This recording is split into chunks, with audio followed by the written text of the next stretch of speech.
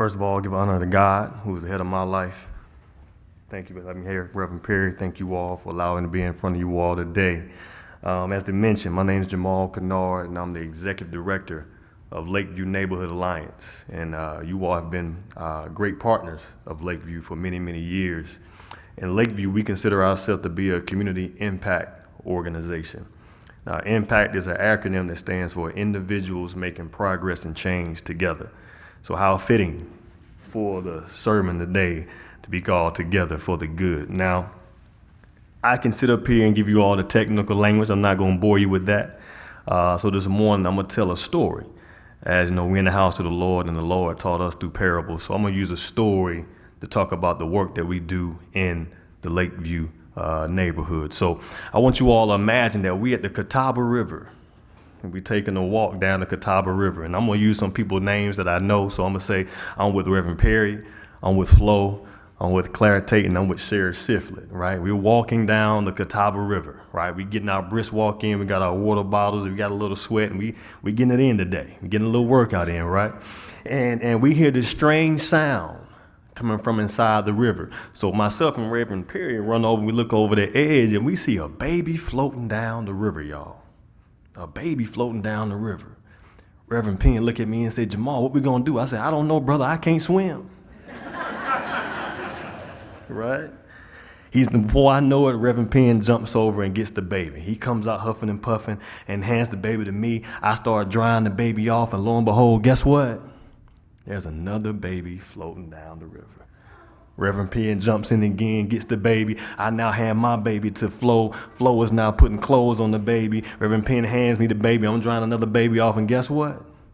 Another baby floating down the river. So Reverend Penn jumps in again, gets the baby. Flo now hands her baby to Claire. Claire is now feeding the baby. She's clothing babies. I'm drying babies off, and Reverend Penn is study, saving another baby, a baby. Flo hands her baby to Claire hands her baby to Sherry. We got a whole industry now. We got somebody finding foster care homes for the baby, somebody feeding the baby, clothing the baby, drying the baby off, and Reverend Penn is steady jumping in, saving the babies. We got so good at this, y'all. Reverend Penn wrote a whole manual on how to save babies. Right? I done got so good, I got a purple towel deal from Nike. Right? And every November, the NFL celebrates saving babies. So now everyone wears purple on their jersey to commemorate Baby Saving Month, right? Flo done got so good at clothing babies, she got a whole string of clothing closets, right? Claire done got so good at feeding babies, she got a vegan food recipe, right? For feeding babies. Sarah done got so good at finding foster care homes for the babies that Oprah has invited Sarah to be on the show. And you know what happens when you go to Oprah? You get a car, I get a car, everybody gets a car. Right? But we done built the whole industry around baby saving, y'all. And then John Tate comes walking and he said, "What in the world is going on?" And he asks the question that none of us is asking. Where these babies coming from? Because do babies belong in the river? They don't. So something or somebody is putting these babies in the river, but we've got so busy saving these babies out of the river, nobody's even thinking, well, what is the root cause of how these babies are getting in the river? But we're so busy doing that, and we've built our identity around saving babies. Do we honor the question that John is asking? We ostracize John. We tell him to be quiet. You know Sarah's about to go to Oprah. I'm trying to get on the plane to go to Oprah with her. You talking about where the baby's coming from. I got my book coming out. I got my purple towel deal, and you talking about stopping and where these babies coming from. We ostracize him. We call him too radical. But instead of ostracizing people like John, we should make them the head of the going upstream department. So while we're saving babies in the river, we're figuring out where the babies can come from, because just as many babies we're saving, imagine how many babies we're not saving, right? So the work that we're doing in Lakeview, while we all of saving the babies in the river for me is concentrated poverty, but we also addressing the root cause of concentrated poverty. So as you all prepare for the offering today, and bring your resources and things available to participate in this, know that this is not charity. All those things of saving babies, drying babies, feeding babies, those things are charity. But we say that charity is an unacceptable response to injustice, right? So we're getting to the root cause. So it's a conscious investment in both the savings of the baby and getting to the root cause of who was putting the babies in the river in the first place. My name is Penn Peary. I'm senior pastor here at First Pres. I'm glad to welcome you to our affordable housing panel. I want to say a couple of words of thank you, and then I want to set the context a little bit for why we're having this conversation in the Wood Fellowship Hall at First Pres. First, a word of gratitude to two very hard-working church leaders and members, Michelle Frenzel and Lisa Dillard, who are in the back. Wave at them. Thank you, Michelle and Lisa. We have a committee on housing and homelessness. It's a part of our advocacy committee, and this conversation grows out of their work. So I'm grateful for the leaders and members of this church that make ministry happen. I'm also grateful for my colleagues on staff who have prepared this room and this meal for us today. I want to say a couple of words about why we're having a conversation on affordable housing at First Presbyterian Church. And I want to rewind the clock a little bit.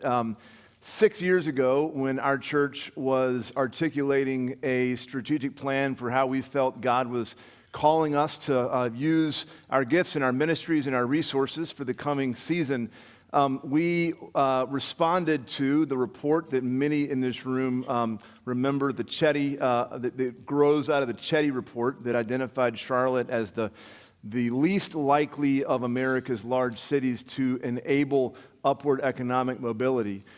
There were three main things we felt like as that were an important faith response for us. As a community in Christ, in the heart of the city, we wanted to pay attention to three things that were a need in our city. One of those things was access to early childhood education.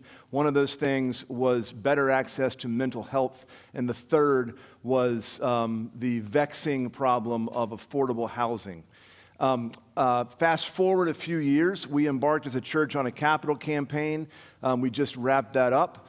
And are now beneficiaries of the generosity of this congregation. That capital campaign sought to do a couple of things. One, invest in the bricks and mortar of this place, but also express ourselves missionally, and we tried to respond to the things that we knew, that we felt a call to respond to in our city. We decided that of the three things, two of them we could make a meaningful contribution. And so we have started a counseling center that is right behind us in partnership with Sun Wellness and Counseling. We are creating 25 free spots in our Child Development Center, leveraging public money as well as the donations we received from the congregation. The third thing that we said we wanted to be a part of the solution for in our city, affordable housing, we did not think the capital campaign could make a meaningful impact yet. So one of the reasons that we're having this conversation is because that still remains something that we feel called as a church to address. So that's one reason why we're here. I also want to say a word. If you've been at First Pres for a while, you know, and if you don't know, here's the knowledge that as a church, we own the parking lot that sits across Poplar Street. And we bought that lot in 1984. We have been thinking about how to use that property since we bought the lot, and we've tried a few times, and sometimes it got some traction, sometimes it did not. We tried this conversation, this visioning process about 6 or 7 years ago, and one of the things we found in the midst of that conversation is that it is important for us, before we go back and visit what we are to do with that lot next time, and let me say, for FPC members in the room, we're not doing that yet. Sometimes I mention the parking lot and people grip their chair. We're not doing any parking lot visioning yet, but what we found out last time is that it would be a good idea for us to have a strategy for how we address affordable housing before we visit that question again. And so, because affordable housing is an important issue that we feel called to address as people of faith, because we have an asset that at some point we think we can leverage to help us address the issue, and because we want the wisdom of the leaders in this congregation and the city, what the Housing and Homelessness Subcommittee hopes is that today will be the beginning catalyst for us as a congregation to articulate a strategy for affordable housing. So that's why we're here, and I'm grateful to our panelists for helping us lead in that conversation. Before I introduce our moderator, who blessedly is not me, I want to say a word about the end of the presentation. You'll have an opportunity to ask questions to the panelists. Because we're Presbyterian and we do things decently and in order, I'm going to ask that you write your questions as they come up on an index card. You should see some of those at your tables. We'll have some of our youth collect those cards near the end of the presentation, and then I will make an executive decision and ask the panelists the questions that you all have. I think we might be able to have a more effective conversation that way. Let me stop talking and introduce our moderator, Judy Seldin-Cohen. Judy is a community leader, a published author, someone who has passion for affordable housing. She has co-authored a book guiding synagogues to engage in their community. She has won a National Book Award, and she has written essays about successfully organizing volunteers to change the city's affordable housing policy that was recently included in an award-winning anthology. Judy has been helping steward this conversation for months, and we are glad that you are here today to guide us. Thank you.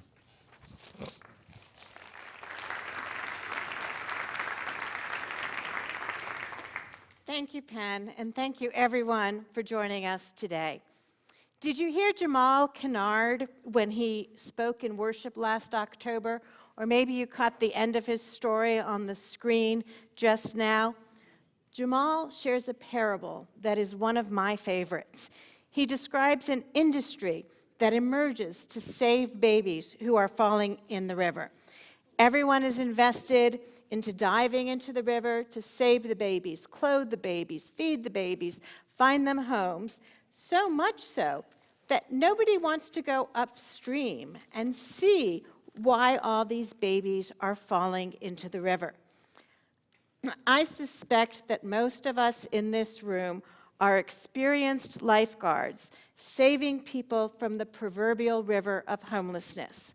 We collect socks, canned food, and travel-sized toiletries. We donate toys at Christmas and fill backpacks in August. We donate money to legal aid to fight evictions and to crisis assistance for a month of rent and utilities. But what people experiencing homelessness need is a home with rent that absorbs at most 30% of their paycheck. Then they can buy toys and school supplies for their own children and make their own casseroles. The reality is that low-cost rental housing in Charlotte is fast disappearing as developers buy aging apartment developments, renovate them, and raise the rent. This is compounded by corporations acquiring single-family homes for rental. As a result, the supply of $800 a month rentals has been reduced by half in a decade. Average Charlotte rent is now $1,400 a month. That prices out most caregivers, firefighters, bus drivers, fast food workers, and even some school teachers. So what do these people do? They sign a lease that gobbles up half or more of their paycheck, and then an unexpected car repair or a week of unpaid sick leave collapses their fragile budget. Savings rapidly vanish, eviction follows, and then they fall into the proverbial river of homelessness. The charitable works of this congregation and so many others in Charlotte are essential to feed, clothe, and shelter people who are experiencing homelessness. Many other Charlotte churches have already chosen to do this charitable work and also travel upstream, creating affordable housing using their church land or capital campaign. Let's look at where this is happening. Ooh, love my pointer. So there we are in the center of Charlotte. Let's start with the west side of Charlotte. Covenant Presbyterian Church loaned $2 million from its capital campaign to help build the mezzanine at Freedom Drive. That's 110 housing units, 77 of them renting at affordable rates, and the rest renting at market rates to help subsidize the others. On the east side of Charlotte's crescent of poverty is Mayfield Memorial Baptist Church, now called The Field, which donated the land beside its church for 51 housing units, all of them renting at affordable rents. Closer to Uptown, Myers Park Presbyterian, Myers Park Presbyterian is loaning $1 million to purchase land in Greer Heights, together with Greer Heights Presbyterian Church and Antioch Missionary Baptist Church. And now let's look at the wedge, where land values are higher. On a small scale, both Covenant Presbyterian and Christ Church provide a handful of church-owned homes to an agency that moves families out of homelessness and into homes on Providence Road and Moorhead Street. The churches charge a nominal fee to the agency, Charlotte Family Housing, and then the agency charges the families 30% of their income to live in the wedge. In Elizabeth, Caldwell Presbyterian Church is converting its Sunday school building to 21 studio apartments, all priced to be affordable to the least poorest among us. $1 million for this Caldwell conversion came from Myers Park Methodist Church. Myers Park Methodist Church also donated another $1 million to the YWCA, which is building affordable housing on its front lawn on Park Road. All 104 units on Park Road will be priced affordably. And less than 10 blocks from here, Little Rock AME Zion Church donated their excess land to build 105 housing units, half of them affordable, and the other half at market rate to subsidize the development further. How did these churches make the decision to contribute land or capital for affordable housing? What influences the choice to include market rate units? Today we will hear from Liz Ward, who was actively involved in the process at Covenant Presbyterian and now guides other churches in the process of creating affordable housing with church land or capital. Then Mark Ethridge, who attends this church, explains the impact of donated land and low-interest capital to make housing affordable. Julie Porter from DreamKey Partners will explain how her agency has been working with many of these churches to develop affordable housing. And finally, Reverend Dr. Jan Edmiston, the General Presbyter, will explain why this work is appropriate, maybe even required, of houses of faith. We'll do questions at the end. Please write them down as they come to you on the cards at your table. Thank you for coming today, and let me introduce Liz Ward. Liz is a Charlotte native with real estate experience from both Wells Fargo and the nonprofit now known as DreamKey Partners. She founded an advisory services firm called Give Impact, identifying solutions for clients to foster upward mobility and create affordable housing. Liz? Oh, yay, thank you. Is this on? Can you hear me? Yeah. Okay.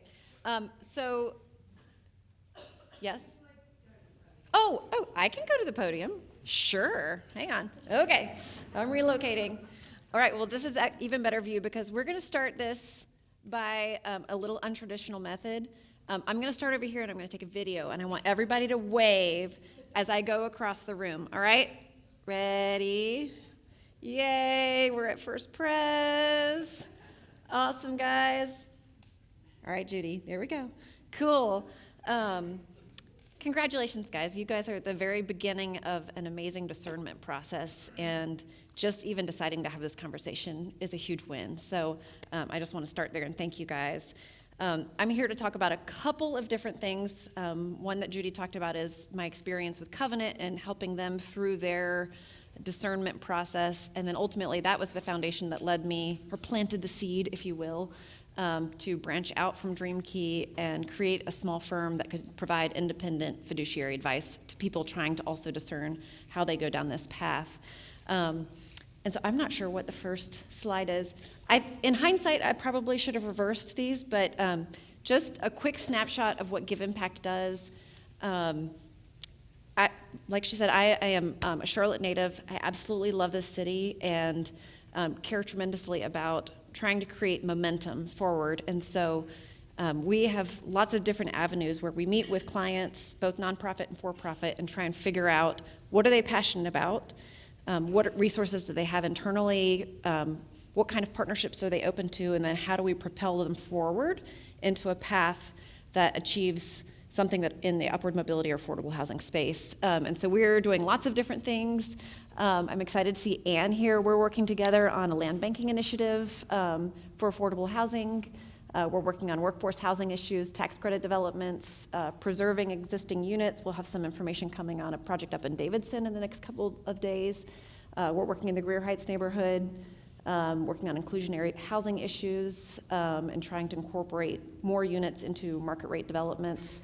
And we are also working with Jan, and Jesse Height is here too, for discerning Plaza Presbyterian and how they can reposition that congregation that closed down earlier this year and use that for the good of the community. And we're also working with Matthews Presbyterian right now to go through the same process for part of their campus that is currently vacant. So it's just really exciting. I consider it a blessing to wake up and do this every day, and it's just a pure joy. And so let's go on, and I can touch on this at the end, but how many people in the room have heard about the mezzanine? Okay, so just to kind of give a background of how this project came to fruition, Covenant, about the same time you guys did your strategic plan, also did a lot of discussion, internal analysis about, okay, there's lots of issues going on in our society, how can we be a part of this? And they started discerning, okay, well, we're gonna do a capital campaign. And I will tell you that the consultant they brought in originally said, you can raise $7 million. And they continued to pray about it and kept feeling like, I don't know, I feel like we can do more. And they unanimously decided to just go higher and try and raise $10 million, and said, okay, well, we're gonna do this. Before we raise the money, we're gonna try and figure out what exactly we're gonna do with it. And so they went on a discernment process and decided to do similar to what you guys did, but a little bit different. They needed to invest in the building, and they decided to open up a CDC. They did not have a full-time childcare program and wanted to have 20 seats of that CDC be available for lower-income households. So they established an endowment program, and then some revenue plans in order to how to fund those on an ongoing basis. They reinvested in the building, and then they decided they were going to put $2 million into affordable housing. And at the very beginning, they were like, we're going to do this as an investment.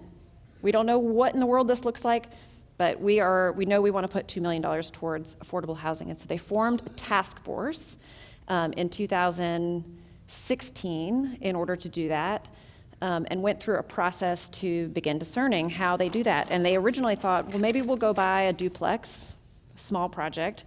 And the more they learned, they realized we're not sure we're ready to be landlords. They already had a fourplex behind their building, and just were like unsure whether or not that was a responsibility they wanted to take on as a church. And I was friends with some people on the committee. I had not yet even joined the church. I was literally just visiting. Said, consider how you could partner with people. Could you leverage your dollar by joining up with someone else instead of just putting all $2 million into buying a building and then keeping it affordable? Think about how there's so many other people who are doing good stuff. How can you pair up with them? And they ended up deciding to decide on some pillars of success. and then released an RFP reflecting that.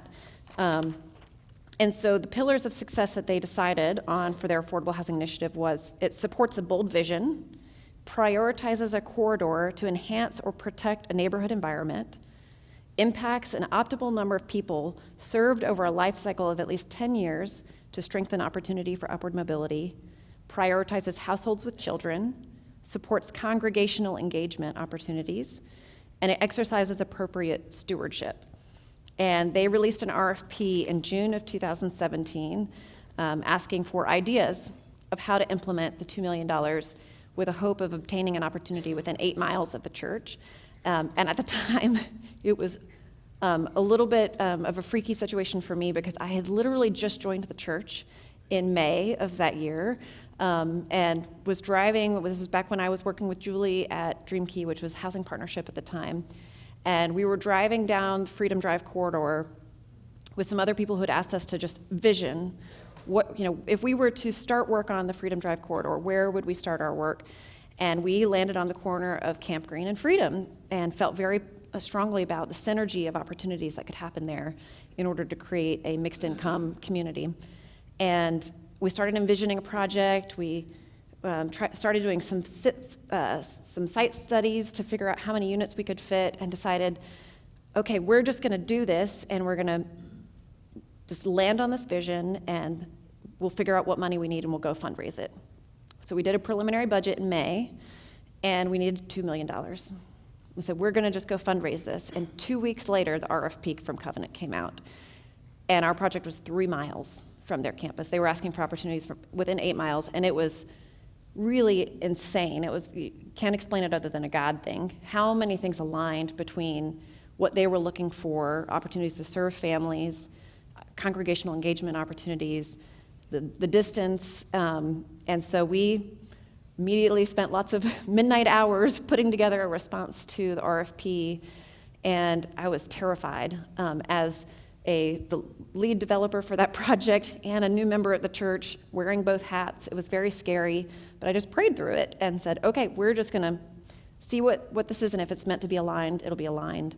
And we went through the process of presenting to their committee, and ultimately their committee selected our project. And there were a lot of other things that fell into place, but it was a beautiful path. And I will say the congregation had given session full power to make a decision on which project to pick, but there was ongoing communication after the pillars of success were picked.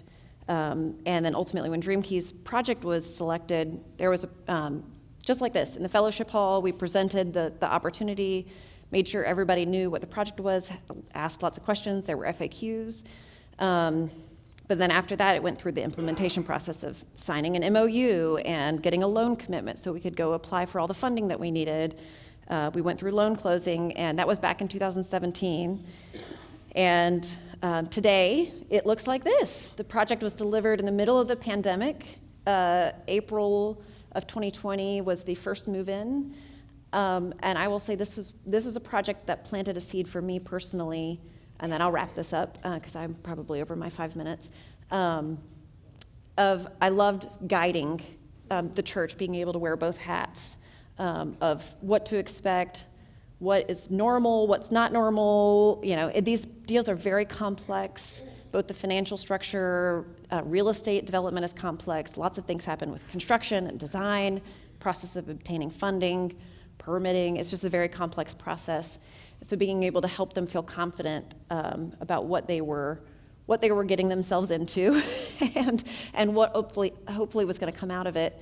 And today I'll tell you, I was just talking to Lucy Crane this morning at Covenant, who oversees their membership, and there's an event going on today that's being led by the residents of the mezzanine, and they are planning their first spring engagement party. And they're planning it, Covenant is paying for it and going to provide some engagement, but they've got a whole group of community members who are planning an engagement. It's like social party. And there's been lots of wonderful things. They held a Christmas event, lots of other incredible ways to minister to the residents, and not out of a lens of, we expect anything from you. It's just a chance to love on people. And so it's just really been an awesome opportunity. But it took a lot of resources, and they were fortunate that they had some people inside their congregation that had real estate experience, investment experience, and ultimately they all served on a task force and helped guide them through the process. But I'll be happy to answer more questions at the end, and we'll go through this, and because I know there were some other questions about how did they decide to loan, and some of that's down to the specifics of being part of a tax credit deal. It's really at the end of the day, but I'll pause there and pass it off to Mark. Liz, thank you very much.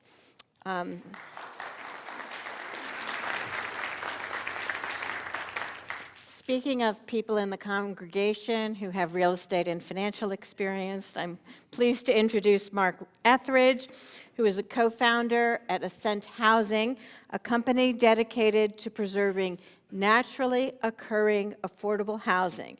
Ascent holds a portfolio of over 1,200 units in Charlotte. Mark?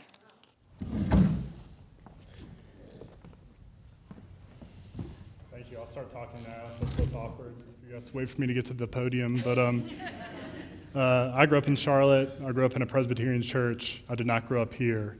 And you guys are like, is he really a member? I have a 1 and a 3-year-old, and I've been too afraid to bring them. Until this morning, it actually went pretty well, so you might see us on Sundays a little bit more often in the future. But I'm really happy to be here. I got involved in affordable housing 5 years ago, even though I'd asked Julie for a job like in 2011. So I've been thinking about it for a long time.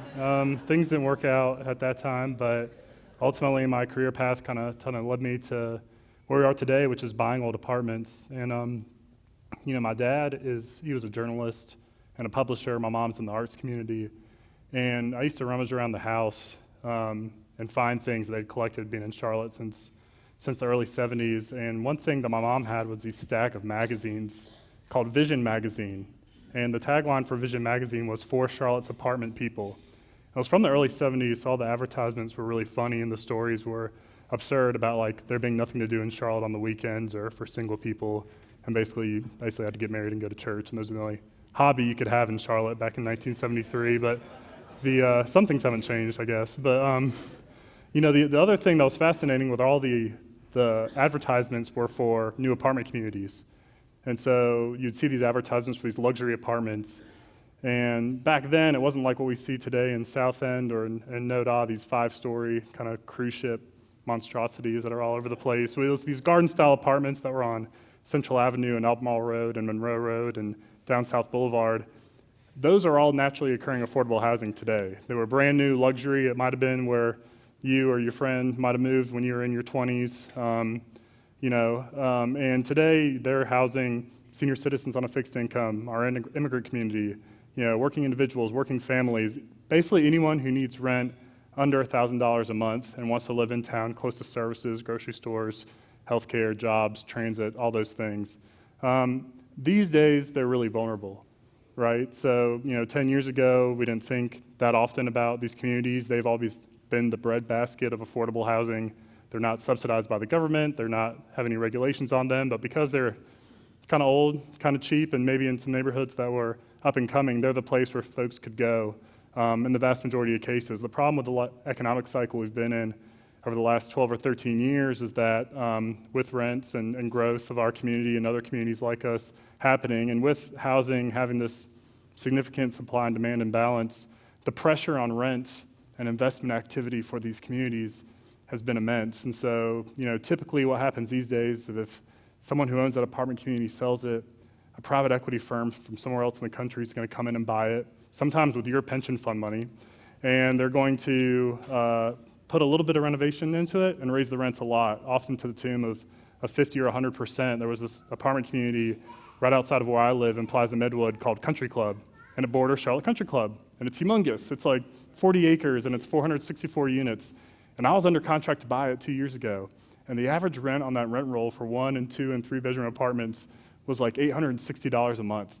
Well, I ended up having to cancel the contract because there wasn't enough good things going on at that time for us to raise the money we need to get it. And I looked at the asking rents on it the other day, and the asking rents for the 2 bedrooms were in the 1700s, and the 1 bedrooms were in the 1400s. Do you think anyone that lived at Country Club 2 years ago is still living there today? Probably not. They probably couldn't afford the $300 and $400 rent increases that the new landlord put on them for probably next to nothing in repairs. And that happens time and time again down the Central Avenue corridor, which I care about so much. And so what we do is very similar to what private equity does, it just looks a lot different. We buy it when it comes ready and available for sale. The difference is the money that we need is much less expensive than the money that the market can get. And so with that less expensive money, I can keep the rents a heck of a lot lower, not only preventing the people from who live there today from displacement, but also creating new opportunities that probably haven't existed for our lowest income families in a very long time. We have this one program, thanks to our partnership with the county and the city, where we're actually able to use our property tax dollars, turn them into rental subsidies so we can bring the rents down to $300 and $400 a month. So our 30% AMI and below households, our lowest income earning families and individuals can afford to live in these really high quality locations. And so it's something that we're really been privileged to have done over the last 3 years, building a portfolio, like Judy said, of 1,200 units, which serves, I think, about 2,700 people today. But it's all reliant on the private sector, the philanthropic sector, the faith community, and our local partners in the municipal government to fund us, because if we have to go and take money from the $1 trillion of capital that the market provides, it's so expensive that the rents have to be here. You really have to find some way to get that cost of capital down so the rents can really serve the families that need that lift, that security and stability, and that platform for upward mobility the most. So we'll look forward to getting to the questions later. Thank you.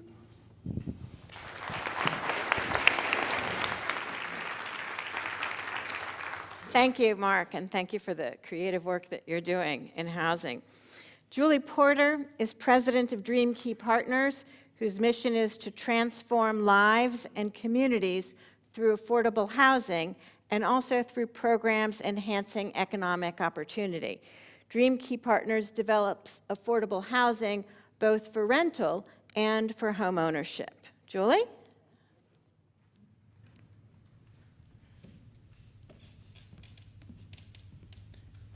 Now, I'm not sure, are you going to show a video? Are you ready? Yes, that'd be great. Let's start with that.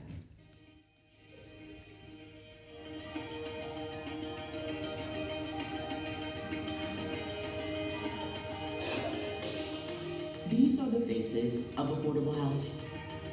Everyone benefits from a home that is safe and affordable. Without it, everything in life becomes a challenge.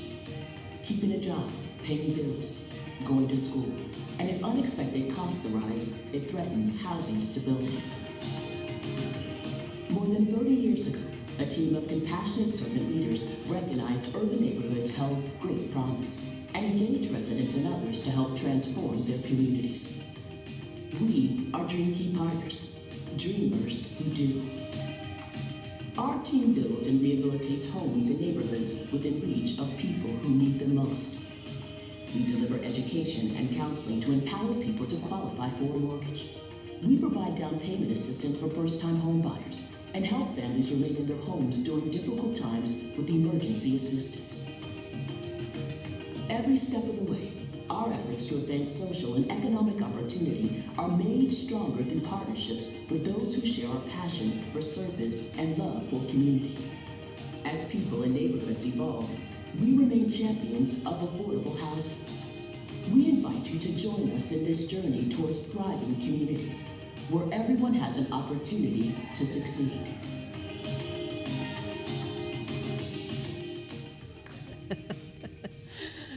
Liz was cheering because several pictures of the mezzanine on there. So yes, it's a wonderful community. And I think that Betty Chafin-Rash is also in the audience today. Hi, Betty. Betty actually was very instrumental in the formation of DreamKey Partners 34 years ago, which is hard to believe. But I'm very grateful to be here today, and thank you for giving me this opportunity. I won't describe the organization too much, except as you can tell, we are very much embedded in the Charlotte community. We own about 2,600 units of rental housing in and around Charlotte area. We also have a few outside of Charlotte. We have built and sold for first-time home buyers over 500 single-family homes and townhomes. We also do home buyer education programs, and we often engage with communities that have been disinvested for a period of time. So if you leave here and you go down Statesville Avenue corridor, you will see many of our neighborhoods that we have invested in, including like the Greenville neighborhood that was unjustly taken down 100% during the building of the highway system around Charlotte, and we rebuilt back 100 single-family homes there. So I was asked here today to talk about faith partnerships. One of the things I was also so proud of is that almost all of the projects that Judy mentioned were DreamKey projects. A lot of that is because of our mission. We really believe that we can't do this alone, that we have to have partners who are also embedded in Charlotte. And often it is the faith organizations that have that mission to serve the community, to understand better than many if there are parts of our community that are unhealthy, then we can't be healthy as a whole. And affordable housing right now is at a critical point in Charlotte. Probably if I had to highlight any of the projects that we've been most involved in recently, it would probably actually be the YWCA. Now, if you know the Y, they have a mission that is based in racial justice and social justice and empowering women. But it's just an interesting one because they also had a significant portion of land that was underutilized, and they chose to use that land to develop affordable housing. And what I loved about it is it's a complicated and expensive project. We were able to, the Y mostly, was able to raise over $11 million in private funding for that, but it has an underground parking garage so that there will be parking for the YWCA, there's housing above it.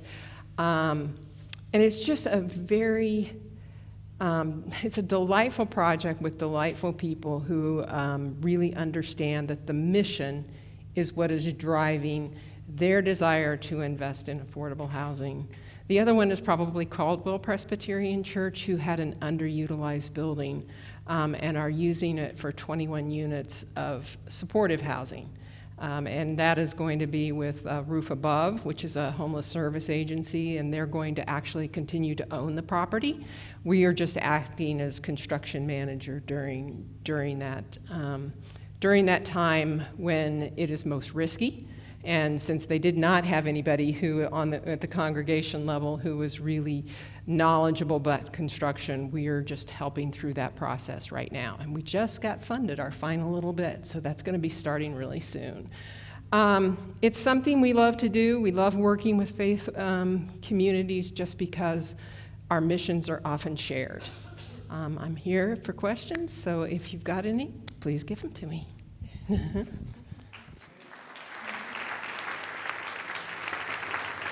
Thank you, Julie.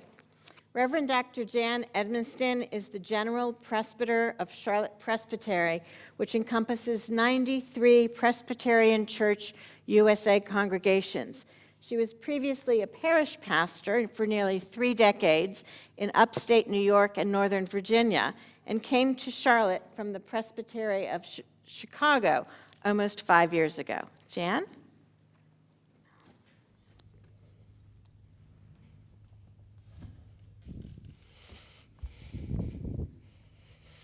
I'm delighted to be here for so many reasons, and I'm so grateful to each of you, especially for showing up today. I know from looking at churches across the board, in fact, throughout the United States, I got to be the co-moderator of the whole General Assembly from 2016 to 2018, and I can tell you for sure, I don't know a lot of things, but I do know that thriving congregations today of any denomination, Christian congregations, the ones that are growing, the ones that are thriving, are the ones that are addressing what breaks God's heart in their communities in the name of Jesus Christ. 100% of the thriving churches are doing that. And so I wanted to share a couple of things that I've seen. This is the church I served for 22 years in Alexandria, Virginia. In fact, it was about 20 years ago that I'm a person of faith, and so when a person came up to me at the end of worship and she didn't say nice sermon, she said, Jan, I had a vision during worship today. Can I just talk with you after coffee? I don't think that's weird. So it was Connie Hansen, who worked for the State Department, and she was on her way to move to Ethiopia, and she said, I'm sitting here and I think we're supposed to build affordable housing in our parking lot. We had a parking lot that was 3 times bigger than what we needed. It's not a huge church. But I shared that just randomly with some people, and then a couple years later, I left. But in October, I was there for the dedication of Waypoint, which was built in the parking lot. The church land leased that property, and there are 81 apartments. Some are 10% average median income, some are 60%. It has free wireless, laundry facilities. It's a block from a Starbucks. So, who doesn't need that? Grocery stores, it's near the or the bus routes. Anyway, this is a church that had a history, although it's not a huge church, a history of serving the neighborhood. In 1997, we founded Computer Corps in part of our building, and by the time I left, we had trained 5,000 immigrants computer skills, and they had all gotten jobs with benefits. And everybody in Alexandria, Virginia loved us. That's not why we did it, but I mean, when we would have our graduations, everybody running for any office, governor, anything, would be at our graduation. Again, that is not why we did it. We did it because we were addressing what breaks God's heart in that community, which was a lot of folks who needed computer training, even to get a cash register job. So anyway, it's just beautiful. And there's plenty of parking. I mean, everybody thought parking. Anyway, next slide. So this is Friendship Place in Chicago. So when I was in Chicago Presbytery, there was a church, there were 3 churches that were essentially dying. They had big, big buildings and almost nobody there. And so they went through a discernment process. This is not your story, but their story very briefly is that 2 of them decided they would merge. 1 decided they wouldn't. So they sold that property. It sold way faster than they thought. Both of those pastors retired, and they called a 35-year-old pastor named Shauna Bowman. They didn't have any property. They didn't have a building. Shauna looks like she's about 15 years old. She's an artist. She'd been an art teacher before she went to seminary. She changes her hair color based on the liturgical season. So now it would be green. They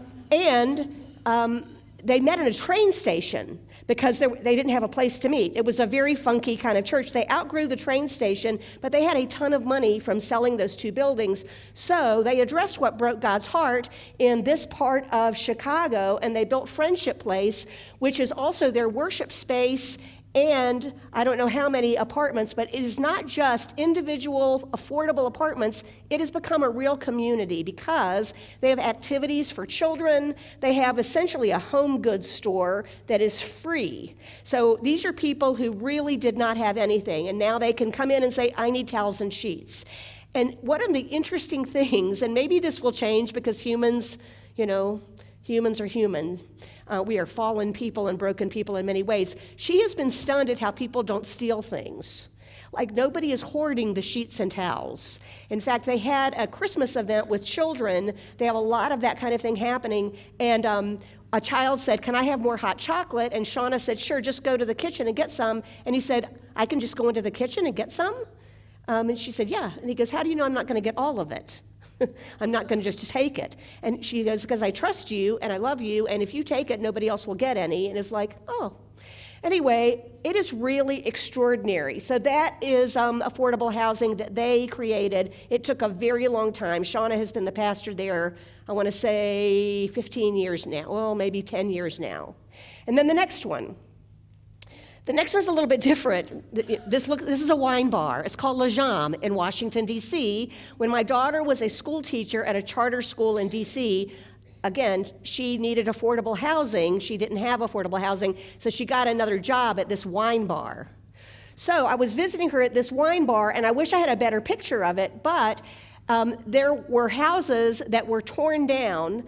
The people who lived there were displaced, but they promised those people, and thank goodness they kept their promise, that if you will let us develop this corner of Washington, D.C., we're going to put retail at the bottom, so there's a wine bar and then some other things. And then right above, a couple of stories are affordable housing, and then the ones above that are market housing that are paying for everything else. So people who went and lived with their kids or wherever they lived got to come back. They had first dibs. So now they're living in homes with stainless steel appliances and granite countertops, and they were working with a housing organization. This is not church related in any way. This was another nonprofit that did this, but I just kind of wanted to show you what a mixed space might look like. You could have a wine bar. Anyway, that's pretty much what I want to say, but a final word, and I'm not good at memorizing scripture, so I'm just going to read this. As I'm thinking about the Presbytery this year, we've had a really hard time. Every year we have a theme for our Presbytery meetings. We've had a hard time coming up with a theme. We still don't have a theme. But yesterday there was a nuts and bolts training, and Jim Kitchens was the plenary speaker. And then I had a meeting with some people from the Presbyterian Mission Agency after that. And then last night I was talking with somebody else, and I thought, oh my gosh, everybody is telling us we need to go big or go home.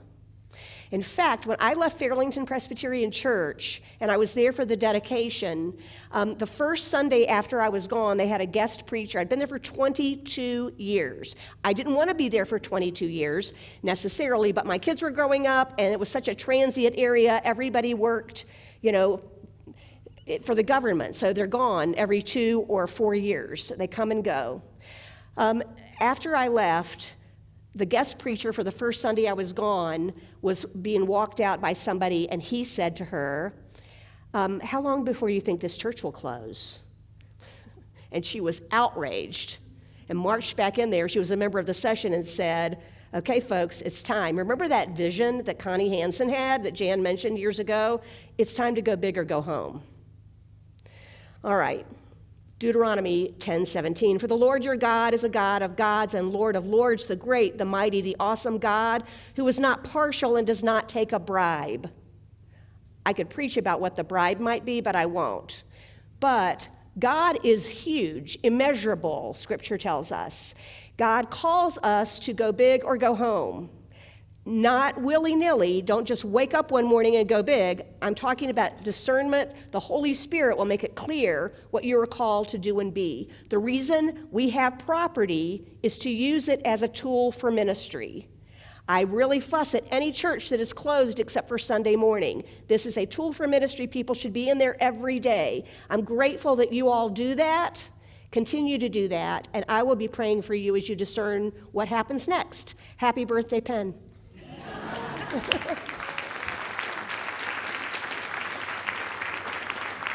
Thank you, Jan. And now the birthday boy will come up and lead us through Q&A. If we can collect all the, if you can just hold up your cards, youth from the congregation will come collect them. And then I think we have something special for Penn while that's happening. Yes?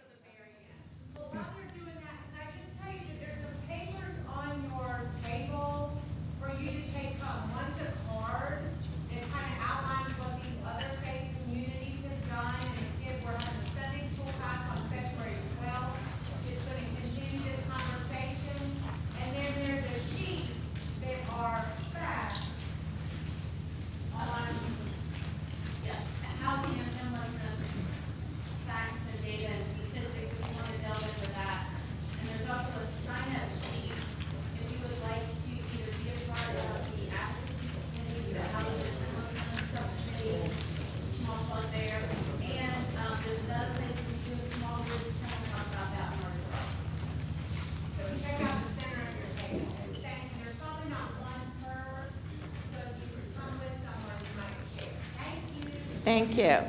Thank you.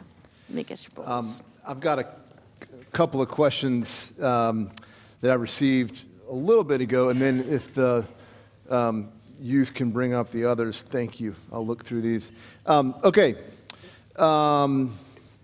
This one is for the First Pres member on the panel, Mark.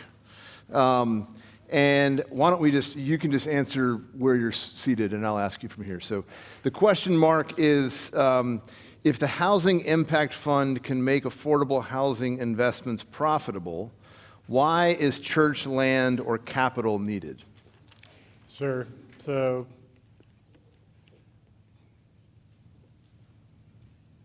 what's interesting about, I'll just, because not everyone knows what Housing Impact Fund is. Housing Impact Fund is the fund that we use to go out and buy these older communities and preserve them and create affordable housing. And basically what it is a pot of money from some corporate investors and some family foundations and individuals, no faith communities yet, that earns about a 6% return over 20 years. And if you juxtapose that to what normal kind of real estate private equity looks like, it's usually wanting like 12 to 14% returns in 5 to 7 years. So to do affordable housing, not only do the returns have to be lower because you want the rents to come down, you also need to be patient and wait a long time, because there is no such thing as buying something, spending money on it, bringing the rents down, and then selling it for a profit anytime soon. You just can't do it. That's not how real estate valuation works. And so what we learned was that there's a lot of dead money out there. The corporates that are doing well have a lot of cash, and they can invest in a lot of places. And these days they have really big mandates, both whether it be ESG or CRA, to put money at the door. If you look over at our friends at the Foundation for the Carolinas, what do they have under management now? Like $4 billion? And the vast majority of that money, really sits there in stocks and bonds. Some of it goes out the year in foundations, but a lot of it is earning a dividend, so those foundations can grow and make more philanthropic donations over time. And so what we thought would be interesting in the social impact equity space, which is kind of a national or international phenomenon, is how do you unlock some capital that's outside of traditional philanthropic grants, right? Everyone's used to writing a check to some nonprofit, getting a tax write-off in return, and having them do good work. But what we need to do is find a way to unlock capital that wants its money back at some point and maybe can earn a little bit of an interest to hedge for inflation. And so that's what I think social impact financing does. How a church would participate in that is, yes, you could dedicate your land, if you have surplus land, to a development, because giving someone land for free is the same thing as writing them a check for the same amount that doesn't need to be paid back. It's just a part of this budget. If you take the land piece out, it's the same as whatever the value of that land was.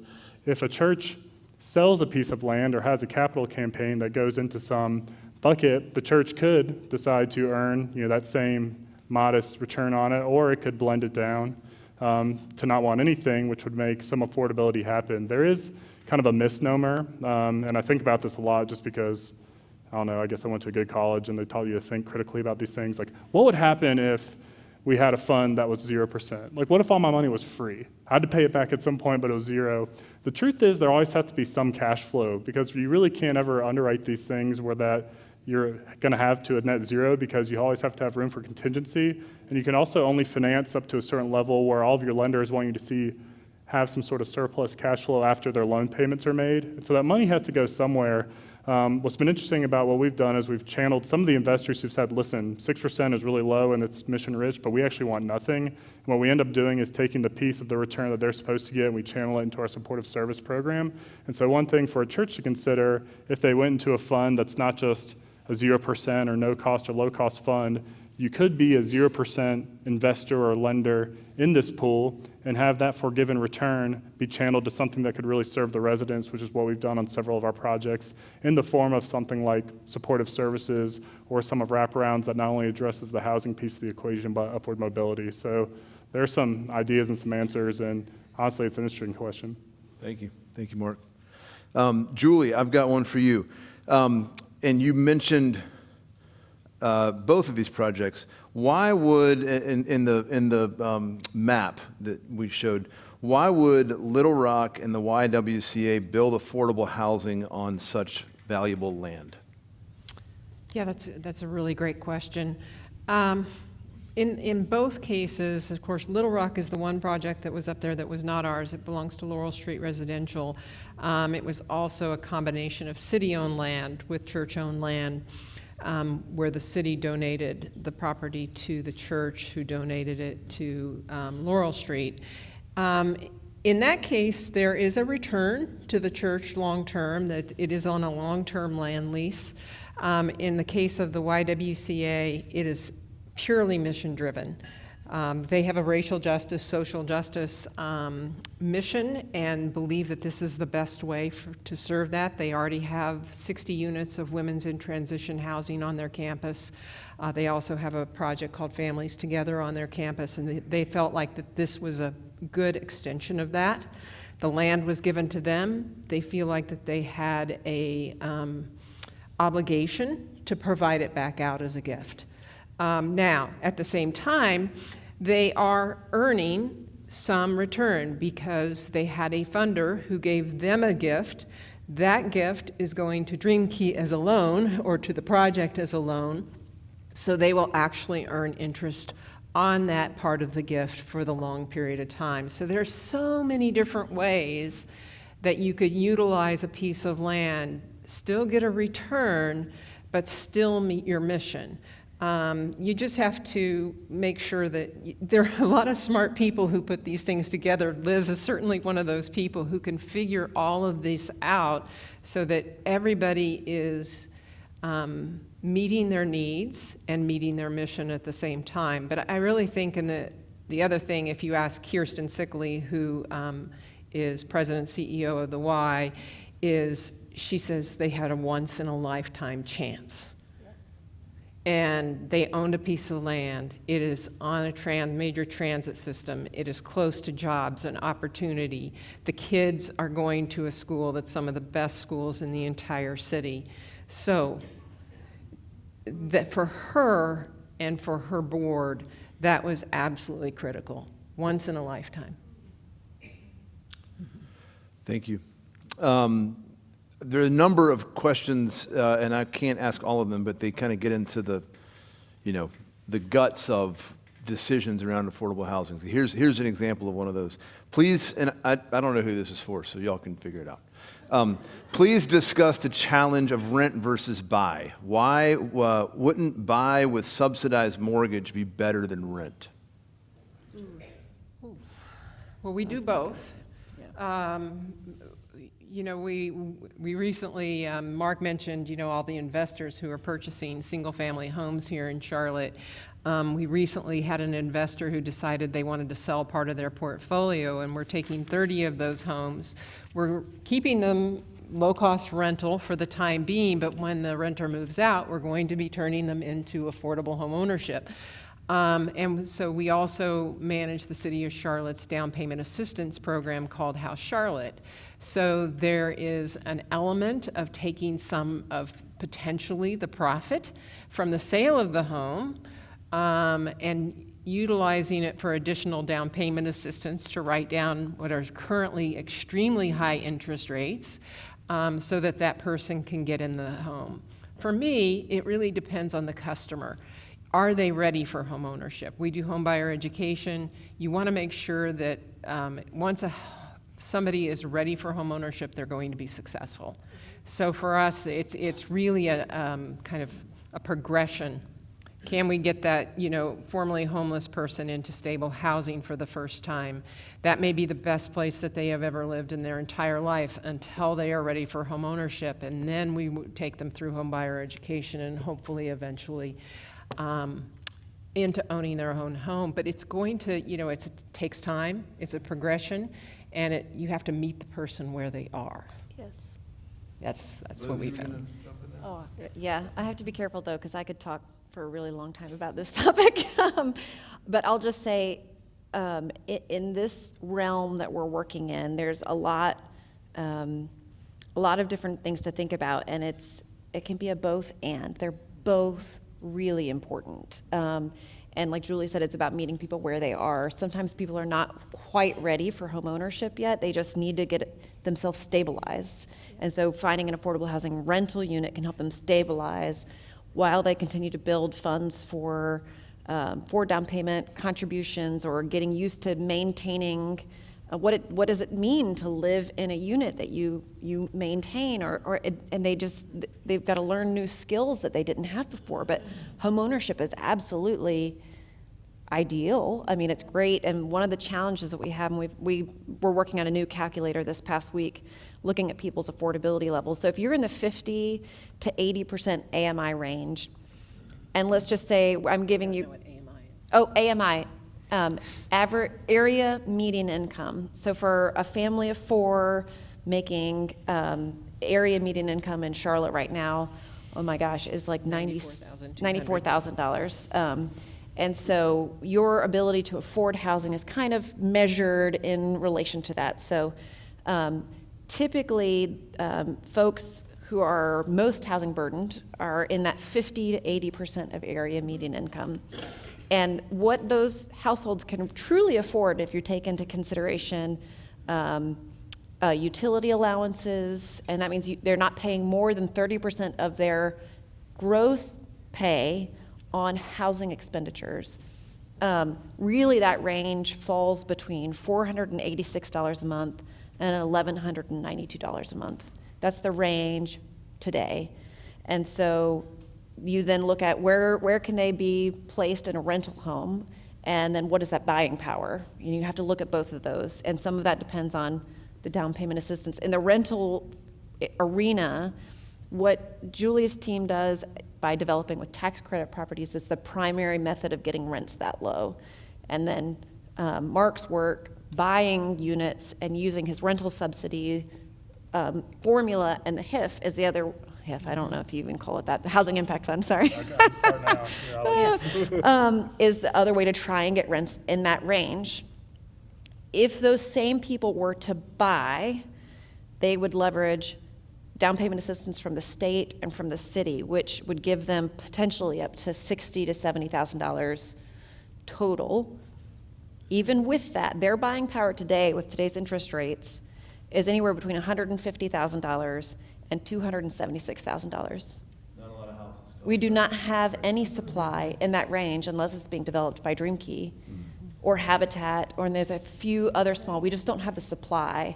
And so one of the things that we're working on is, well, how can we boost supply to be developed in that program? And we do that by buying land, controlling land in good areas, and then securing funds to reduce the cost of development, and then being really creative in the way that we develop.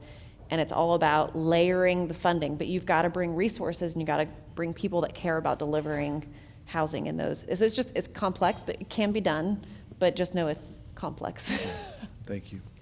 There's, and I want to preface this question, which is a combo, by saying it's admirable and inspiring to see 3 different organizations who arguably are competitors working together, being here today. So thank you for that. The question relates to other players. One is, how does Charlotte Housing Authority relate to this conversation? And then, let's see, there's one about Section 8. Oh, how do the different efforts discussed today differ from similar Section 8 vouchers? You want me to take Do you want me to? You can take it. Well, so Enlivian, which is formerly the Charlotte Housing Authority, is also an affordable housing developer similar to DreamKey. However, they are also a quasi-government public agency that administers the Section 8/voucher program. So they have thousands of vouchers that they administer across the city. Those vouchers typically can go to any of our properties or any other property that might be affordable and work for their voucher system, or there are still a few public housing communities here in Charlotte that have not been converted to some other type of housing. Public housing itself kind of fell out of favor in the late 90s, and a lot of them were either sold or transferred into more of a traditional, like low-income housing tax credit project over time, or converted into vouchers. So they are similar to DreamKey. They are developing right now affordable housing. They also have a particular bent toward mixed income housing, a lot of mixing of market rate with 80% and 30 to 60% affordable housing is kind of where their sweet spot is right now. And I'll just elaborate on Section 8 vouchers. So they're predominantly geared towards folks making 30% of AMI or below, which is like an individual making $19,000, I think $600, and a family of four, $27,000-ish. We have like 6,000 vouchers in Charlotte, 4,600 of which are tenant-based, which means the tenant gets it and they can take it anywhere if they can find an apartment, maybe 1,400 that are project-based, like Julie alluded to. We have 29,000 households at 30% AMI and below in Charlotte. And so you've got a gap of 23,000. So 80% of people making those income ranges are never going to get one of those vouchers. That's why you have to have housing that creates rents actually affordable to those incomes. You have to have rental subsidies like we've generated through the county and the city being great and innovative.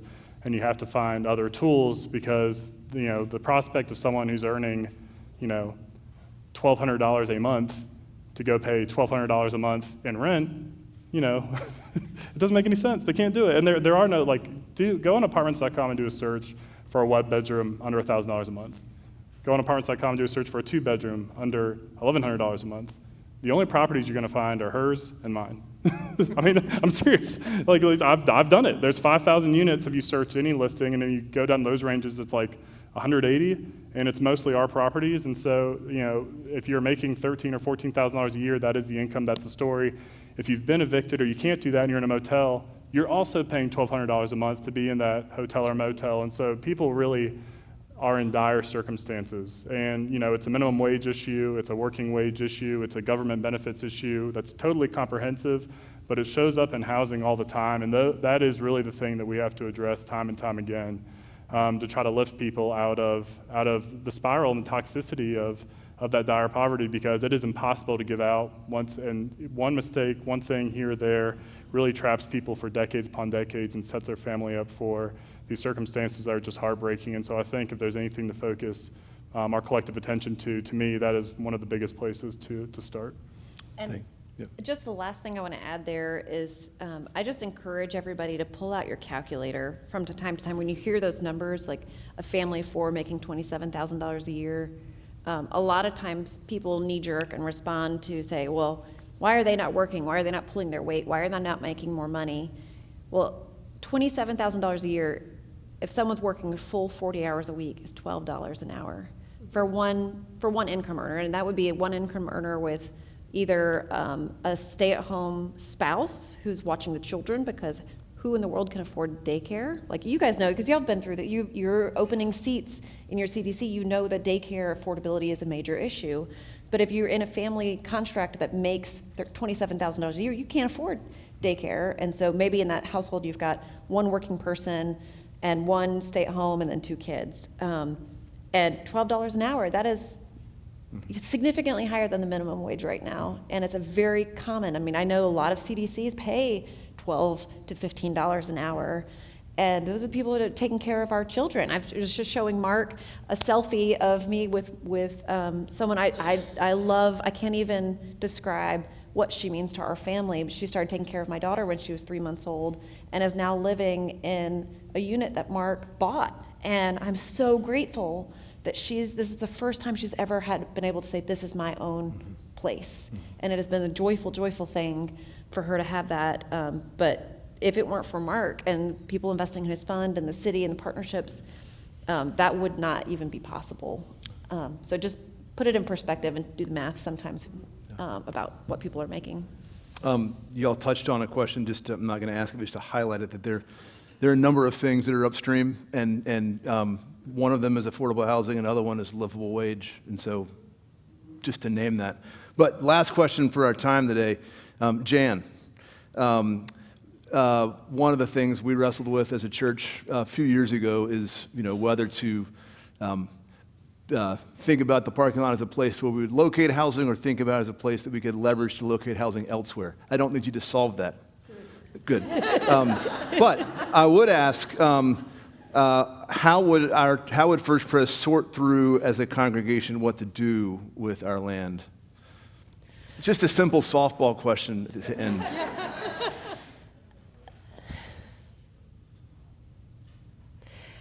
You pray.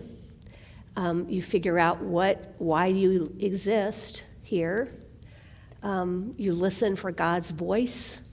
The person who randomly says, I have a really strong vision. It can't be the pastor's vision, it can't be two people's vision, it needs to be the vision. And not everybody will agree, but I watch churches do what appear to be crazy things. This could be an extraordinary opportunity where you change the lives of people, depending on what your decision is, and certainly change literally the landscape depending on what you do with that. It's huge, and so it's a matter of faith.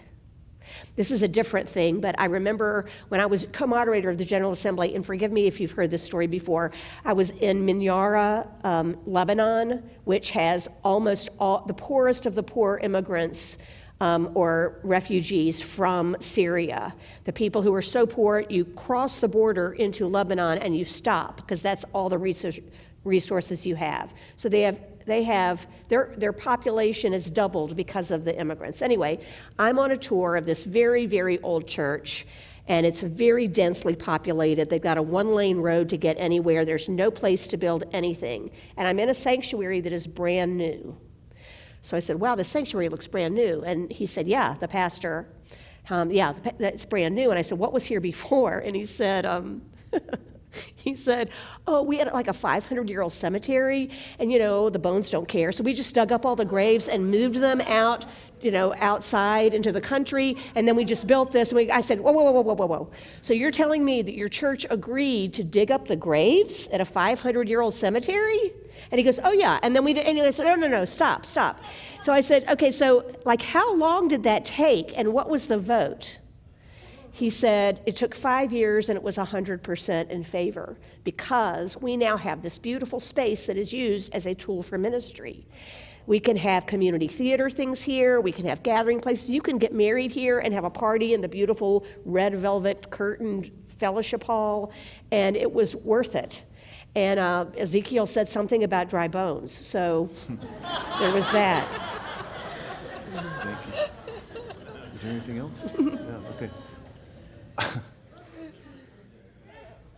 wanted to thank y'all for being here today, and I especially wanted to say thank you to the birthday boy.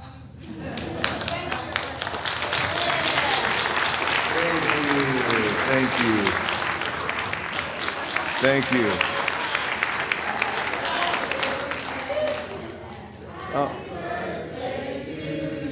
Thank you very much. Thank you to the panelists. Thank you, Judy, for moderating, to the staff. There is, I think this may have been mentioned, there's a follow-up conversation to this one that will take place on the 12th of February during Sunday school. And I believe, now I'm blanking on who the speakers are. One of them is Hannah Beavers, who works for Freedom Communities, and the other is Justin Perry. This is, again, we want this to be a catalyst for conversation. There is follow-up conversation, and there'll be more after that. So thank you much. Blessings as you go.